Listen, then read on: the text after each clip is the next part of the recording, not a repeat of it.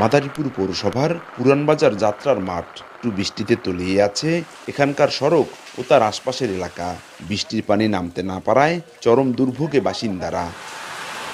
একই অবস্থা হামিদ আকন্দ সড়ক, ডাক্তার অখিল বন্ধু সড়ক, শহীদ মানিক সড়ক, মন্টু ভূঁইয়া সড়ক, শহীদ বাচ্চু সড়ক সহ অধিকাংশ সড়কের বৃষ্টি হলেই সড়কগুলোতে দেখা দেয় জলাবদ্ধতা।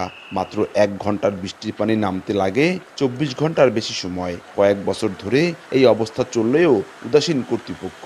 দ্রুত সমস্যার সমাধান চান পৌরবাসী। আমাদের এই জায়গায় জলাবদ্ধতা হয়ে যায়, আমরা ঠিক মতো যাওয়া আসা করতে পারি না গাড়িতে আসার আগে।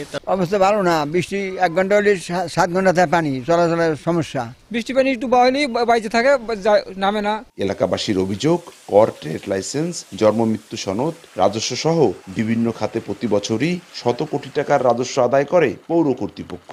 অথচ নিয়মিত ড্রেন পরিষ্কার না করা ও যত্রতত্র জলাশয় ভরাট করে বহুতল ভবন নির্মাণের কারণেই বৃষ্টিতে সৃষ্টি হয় নাজুক অবস্থা। দুর্ভোগের শেষ নেই যাত্রী চালক ও পথচারীর। ক্ষুব্ধ বাসিন্দারা। Tootie Twist chewing gum. পানি ড্রেন দিয়ে পাস না হয়ে রাস্তায় জমাটবদ্ধ হয়ে থাকে। পানি জমাট এমন হয়ে থাকে যে গাড়ির চাকা পর্যন্ত তলায় যায়। পৌর প্রশাসক জানান, ড্রেন পরিষ্কার করা ও খাল খনন সহ দখল হওয়া জলাশয় উদ্ধারে চলমান রয়েছে নানা কার্যক্রম। খাল খননের কর্মসূচি হাতে নিয়েছি।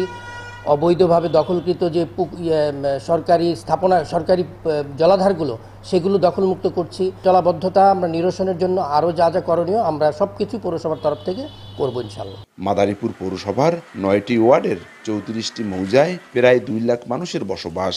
1875 সালে প্রতিষ্ঠিত 14 বর্গ কিলোমিটারের মাদারীপুর পৌরসভা 1991 সালে প্রথম শ্রেণীর পৌরসভার মর্যাদা পায়।